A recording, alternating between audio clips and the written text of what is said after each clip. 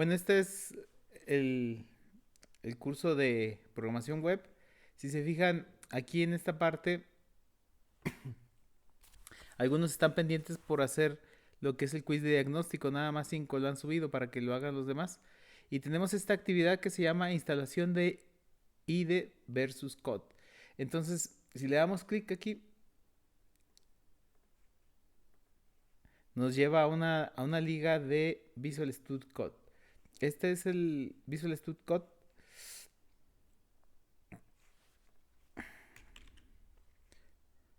Y más o menos así es como se ve. Bueno, hay muchos editores para poder manejarlo de HTML y si se fijan lo interesante que tiene aquí es que de todos los editores que hay, pues ahorita se está poniendo mucho de moda el Visual Studio Code. Entonces, ustedes pueden usar el que ustedes quieran siempre siempre y cuando les haga la vida más fácil. Recuerden que estas son herramientas para ayudarnos a trabajar de una manera más propia y más rápida. Si nosotros empezamos a batallar con el editor, pues hay que escoger uno que sí nos ayude.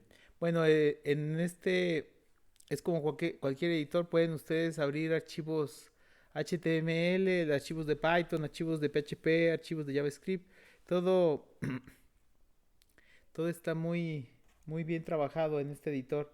Les digo, yo estuve trabajando con lo que es varios editores antes, como NetBeans, como Eclipse, y como en la parte de editores ya de software libre, como el de, creo que se llamaba Junta, y había otro que se llamaba Brackets.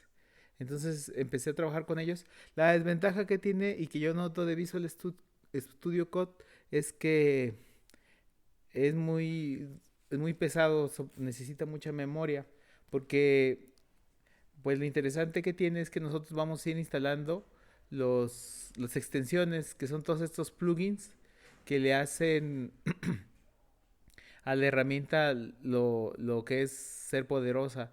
Entonces, por ejemplo, podemos tener herramientas, podemos tener, ¿cómo se dice? Aplicaciones o complementos para compartir nuestro código y que podamos trabajar todos en una sola sesión o en una sola pantalla de edición, desde el mismo Visual Studio hasta eh, editores, snippets de HTML o de handlebars o de GitHub para controlar, de Flutter. Entonces tiene muchas cosas. No les recomiendo que instalen todas, sino las que nada más van usando para que no se les haga tan lento y tan pesado. Por ejemplo, podemos instalarlo de Mongo. De hecho, yo tengo aquí la extensión de Mongo ya instalada. Tengo una extensión de un plugin que se llama Clockify, que me sirve para registrar mis tiempos y decir cuánto me voy tardando en cada cosa que voy haciendo. Tengo la extensión de LiveShare, la de GitHub, y tengo creo que unas extensiones para acomodar el texto para que me lo autocomplete cuando voy escribiendo, que es una de las ventajas que deben de tener yo creo que en la actualidad cualquier editor de texto, que es que nos vayan autocompletando el código, porque recuerden que entre más código, más te creemos nosotros, más tendemos a introducir defectos y todos estos defectos pues se ven afectados en la parte de que nosotros vamos a introducir defectos al código y vamos a tener que quitarlos en algún momento y pueden ser de sintaxis o de léxico. Lo suficiente es que nosotros introduzcamos defectos de lógica, que esos ya por la naturaleza de la programación pues son muy comunes y todavía para que complicarnos más la vida con errores de léxico y con errores de sintáctico. Bueno, entonces este editor no les digo que es el mejor, sino que es el que más se utiliza ahorita y, y es el que nosotros vamos a utilizar y si lo ven aquí en la pantalla, pues es el que estoy utilizando ustedes. También en algún momento utilicé lo de Sublime, muy parecido a Code, nada más que este yo lo empecé a utilizar el Code porque quería compartir código con los alumnos y empecé a trabajar en equipos y todos empezaban a trabajar en equipos y ahí se puede ir viendo cómo se van programando las cosas.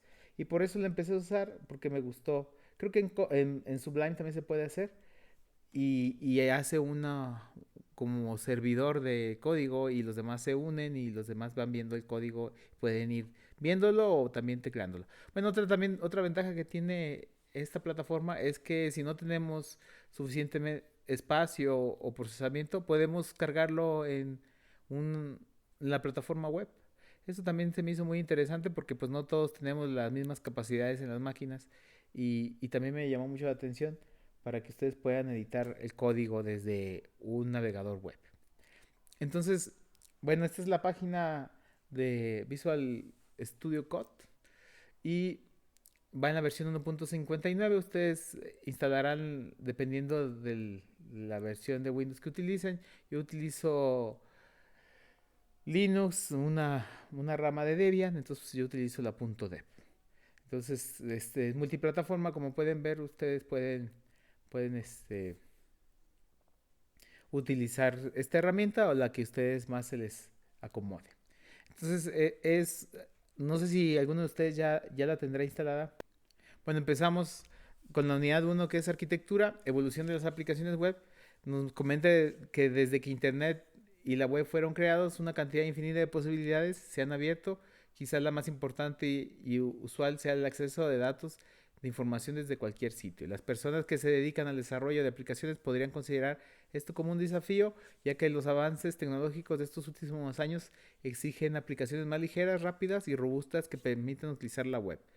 Sin lugar a dudas, el Internet es una de las últimas tecnologías que más rápidamente se está desarrollando para su introducción a los hogares.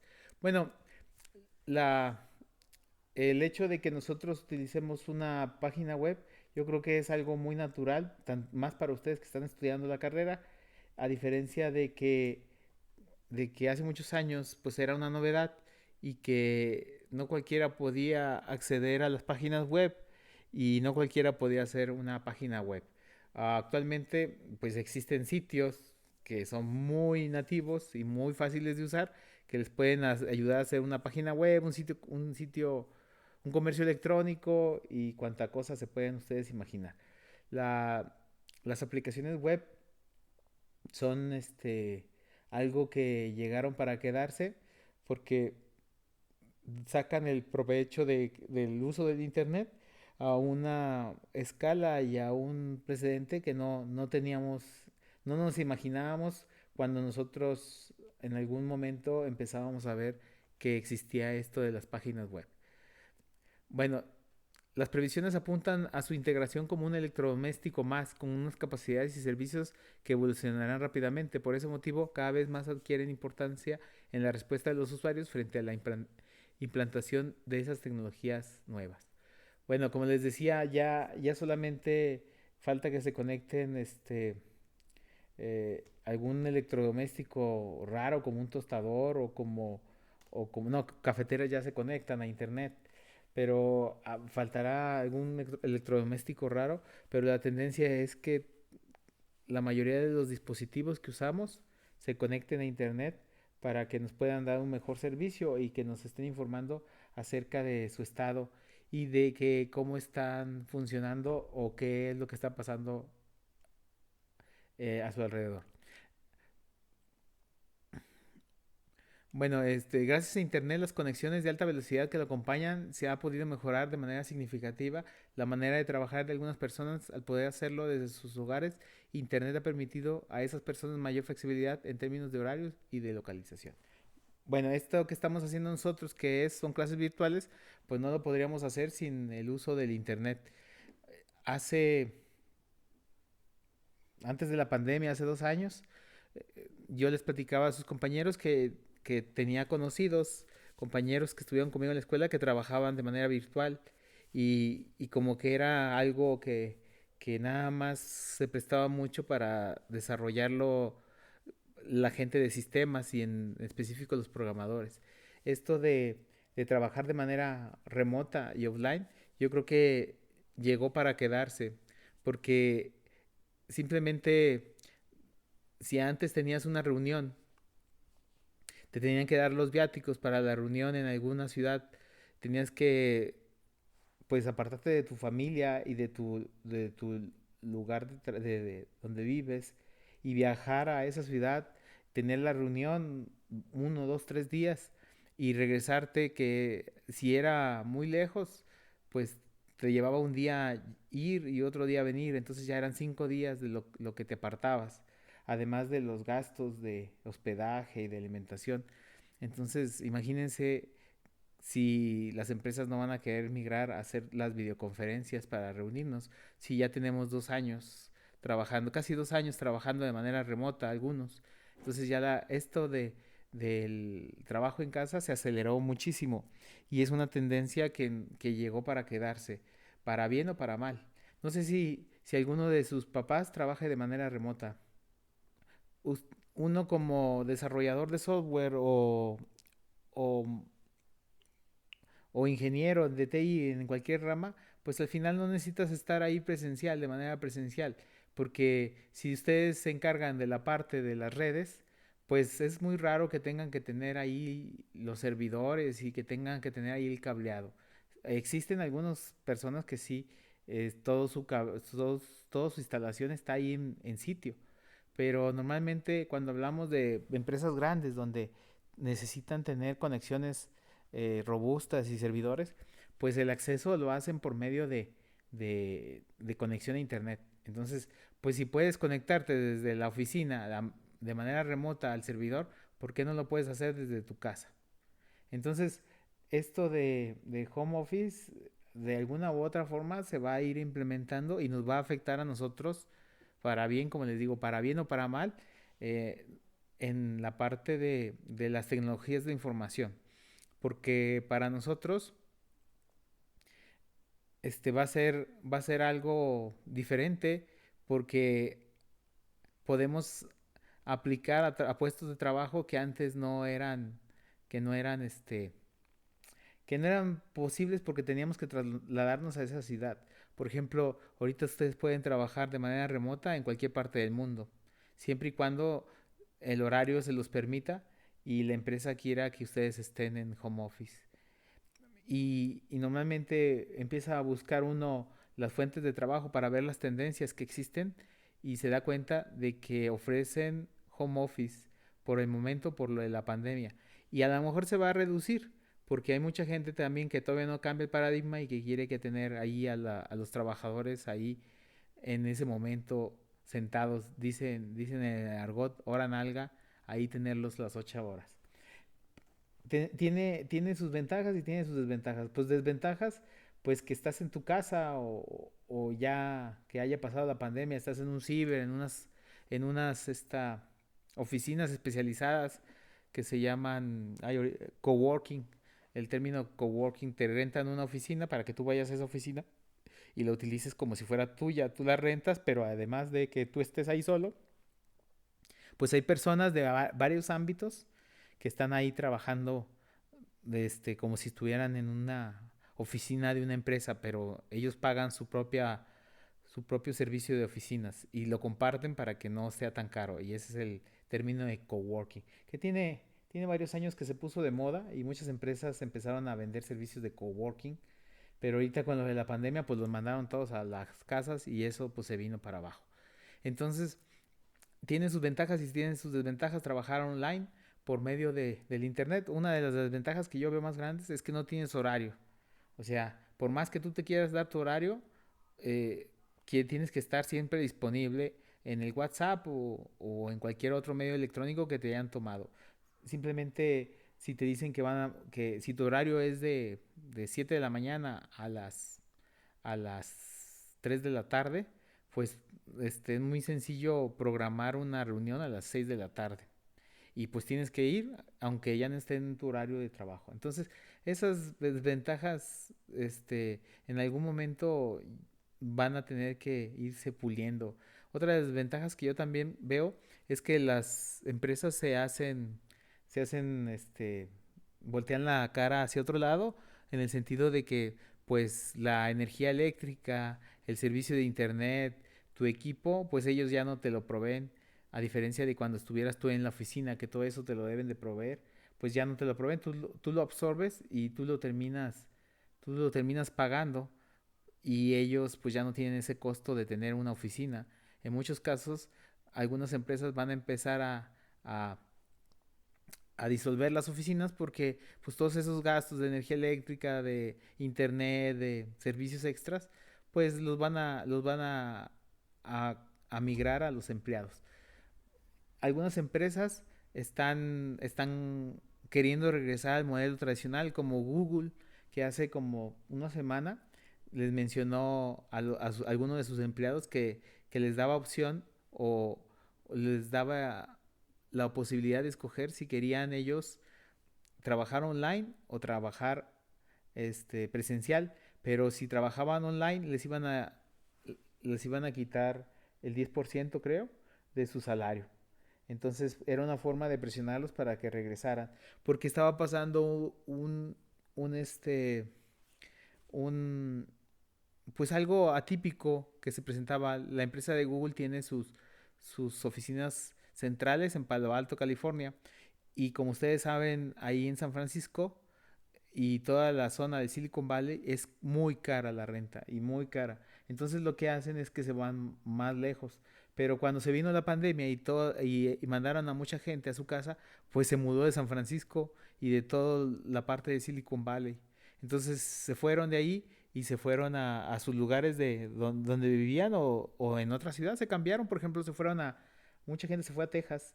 Ahí es más barata la vida. Dicen que es más barata la vida que en Estados Unidos y les y trabajaba, perdón, trabajaban desde la ciudad de Texas o de Austin, Texas. Entonces, lo que quieren ellos es volver a reactivar la economía en San Francisco y en Silicon Valley y por eso quieren que vaya la gente. Porque si ganas lo mismo pero estás en otra ciudad, pues para qué, según la teoría de ellos, ¿para qué te van a pagar esa misma cantidad de dinero? Te pagan esa cantidad de dinero porque el costo de vida ahí en la ciudad es muy caro y deben de ser competitivos, entonces te dan ese sueldo para que tú puedas vivir de manera, pues de manera correcta según sus estándares. Pero si tú te cambias de ciudad a una ciudad más barata, pues entonces ellos piensan o ellos lo que discuten es que pues te van a pagar dependiendo de donde vivas tú tu zona. Imagínense la gente que se vino acá a la Ciudad de México, pues el sueño mexicano, que es ganar en dólares y vivir en México. Bueno, hablábamos de las conexiones y los horarios y localización. Continuamos con los años 60, en plena Guerra Fría. En Estados Unidos se crea una red exclusivamente militar con el objetivo de que, en el hipotético caso de que un ataque ruso se pudiera tener acceso a la información militar desde cualquier punto del país, esta red se creó en 1969 y se llama ARPANET. En principio la red contaba con 4 ordenadores distribuidos entre distintas universidades del país. 2 años después ya contaba con unos 40 ordenadores conectados. Tanto fue el crecimiento de la red que su sistema de comunicación se quedó obsoleto. Entonces dos investigadores crearon el protocolo TCP/IP que se convirtió en el estándar de comunicación dentro de la red de informáticas. Bueno, la arquitectura de las aplicaciones web. La arquitectura de las aplicaciones web se le presenta un esquema de 3 niveles. El primer nivel consiste en la capa de presentación que incluye no solo el navegador sino también el servidor web, que es el responsable de dar los datos de formato adecuado. El segundo nivel está referido habitualmente a algún tipo de programa o script. Finalmente, el tercer nivel proporciona al segundo los datos necesarios para su ejecución. ¿Y cómo se vería un, una aplicación web si fuera de manera esquemática? Pues así sería. Teníamos aquí el navegador. Aquí tenemos el servidor web que sirve. Aquí tenemos el entorno de ejecución o programa o script que está corriendo. Y aquí los datos. Si se fijan, se parece a algo de lo que se desarrolla, que son las 3 capas. Casi se parece, es idéntico. Y nos dice que una aplicación web típica recogerá datos del usuario del primer nivel y los enviará al servidor. Entonces aquí está el browser, los manda al servidor y ejecutará un programa en segundo nivel, en el segundo y tercer nivel, que es en este y en este, y de ahí los formatea y los presenta al usuario trayendo los datos desde acá y los vuelve a regresar. Entonces podemos nosotros deducir que tenemos lenguajes de programación que funcionan del lado del servidor y del lado del cliente. Por eso aquí nos ponen los dos, que es del lado del servidor y del lado del cliente. Algunos lenguajes de programación que corren del lado del servidor, pues son como por ejemplo PHP, que corre del lado del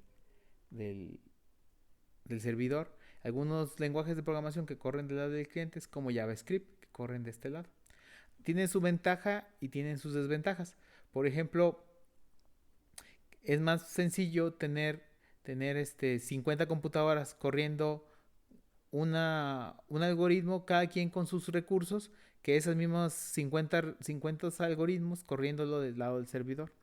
Por eso algunas aplicaciones están hechas o diseñadas para que nosotros carguemos con toda la lógica del código, con toda esa lógica que nosotros nos hacen ejecutar y la cargan del lado del cliente, de nuestro lado, y por eso corre el navegador y etcétera.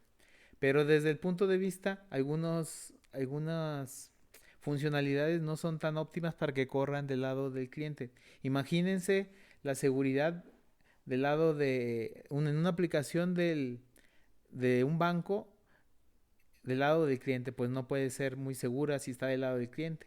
Porque al momento de que tú le das la información para que se corra del lado del cliente, pues también le das el código para que lo ejecute.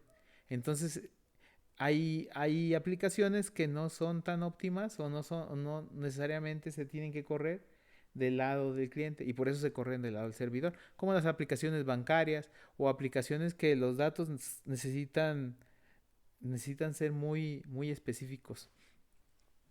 Bueno, ¿alguna pregunta?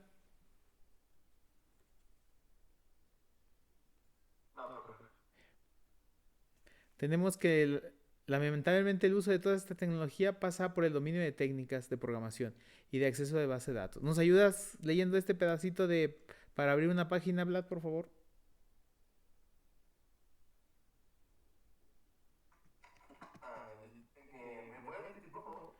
Que si nos ayudas leyendo este pedazo de aquí hasta aquí.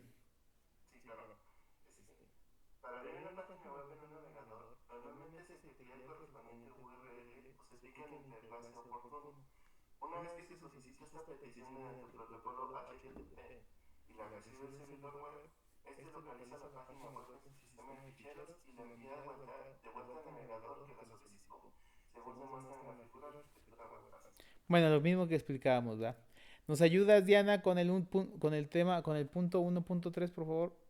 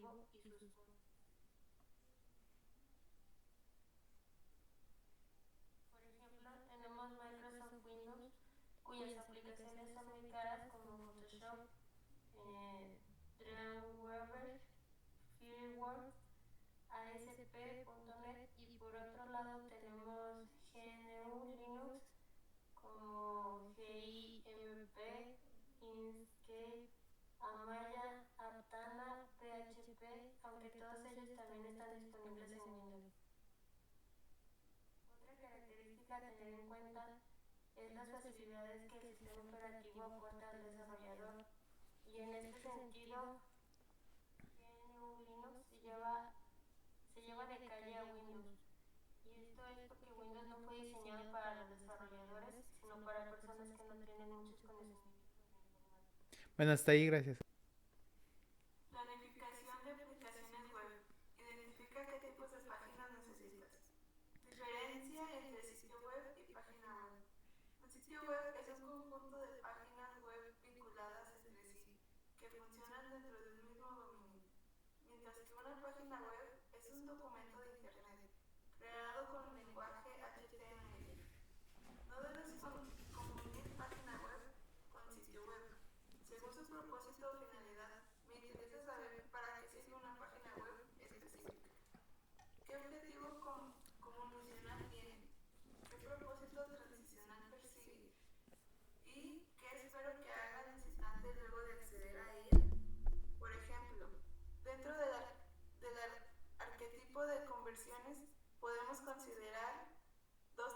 páginas web, páginas informativas y página de conversión de objetivo.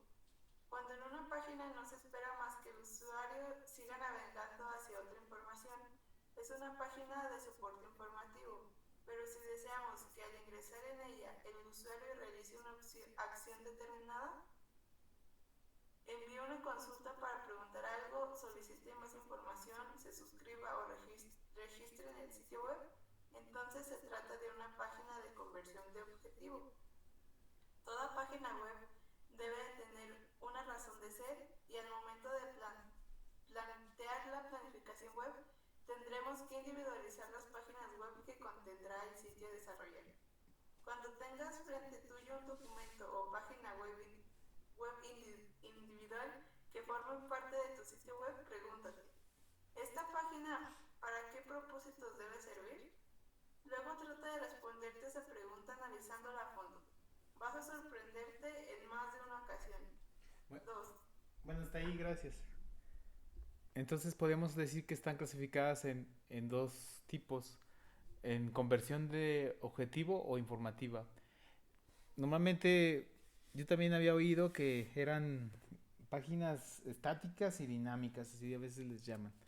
Entonces, no, como dice el artículo, muchas veces sí es muy importante que nosotros pensemos qué va a ser y cómo se va, qué es lo que va a hacer la página y qué es lo que va a realizar, porque siempre nosotros queremos meterle una base de datos y guardar datos y validar y mostrar y utilizar el último lenguaje de programación, pero nos damos cuenta de que al mucho pues es informativa y todo lo que vamos a hacer pues sí sirve, pero pues vamos a trabajar de la más de lo que fuera necesario. Estamos aquí en segunda forma. 2.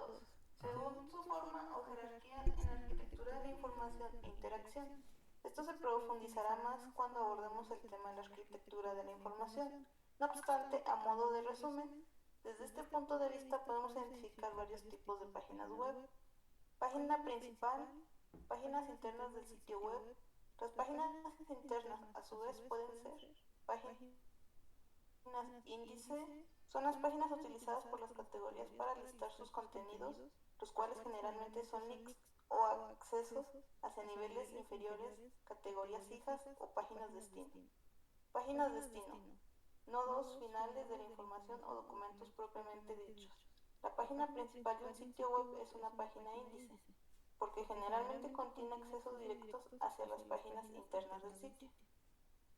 Según el tipo o grado de interactividad tenemos páginas estáticas, que son meramente informativas o documentos estáticos. Páginas dinámicas son aquellas que generan en tiempo real según ciertas acciones o reglas. Páginas de ABMC son páginas transaccionales que sirven para cargar datos, editarlos o borrarlos y también para efectuar operaciones simples o complejas. Por ejemplo, el login de usuarios. Las páginas web generadas dinámicamente generalmente son páginas de resultados de búsqueda, donde el visitante filtra datos o información que desea recibir o encontrar. Hasta ahí, gracias. Como pueden ver, dependiendo del uso que vaya a tener, es lo que vamos a nosotros a programar y cómo lo vamos a programar. Todas se generan en el lenguaje HTML y dependiendo de qué tanta complejidad queramos que tenga, pues vamos a ir metiendo estos, ya sea scripts o lenguajes de programación dentro del código HTML o alguna base de datos, porque es más sencillo visualizar para qué la queremos y qué va a hacer y desde el principio diseñarla, la arquitectura, cómo la vamos a hacer, a que empecemos con una forma de hacer la página y nos demos cuenta de que a lo mejor necesitamos mostrar algún filtro o alguna búsqueda y tengamos que agregarle pues un registro de datos o algún script específico. A A ver, ver, según la vigencia de sus contenidos, tenemos una diferenciación explícita de dos tipos de páginas web, que es utilizada en el sitio web de Jacob Nielsen, el padre de la usabilidad. Páginas de contenidos estáticos permanentes y que generalmente no se actualizan nunca. y muy rara vez, por ejemplo, info institucional, info de productos o servicios y datos técnicos. Páginas de novedades, noticias, anuncios, eventos, artículos, newsletters, etc. Contenidos nuevos y sus posibilidades de difusión. Esta distinción entre contenidos estáticos y novedades nos permite advertir que además de generar contenidos nuevos desde nuestra web, debemos hacer estos mensajes a la mayor cantidad de audiencia posible para maximizar la fuerza e impacto de nuestra comunicación orientada a objetivos. Uno de los problemas fundamentales que debe resolver el marketing por internet a través del sitio web es, ya no sé, ¿cómo hacemos llegar nuestras novedades publicadas en la web a la mayor cantidad posible de personas que formen parte de nuestro público potencial? Aunque profundizaré en este tema en otros apartados, toda sección o página web que agregue periódicamente nuevos contenidos del tipo 2 debería ofrecer sindicación de contenidos a través de un canal RSS o varios, estar vinculada desde el sistema a una lista de correos o base de datos de email de usuarios, para que cuando se publica un contenido nuevo simultáneamente se envía por email a sus suscriptores.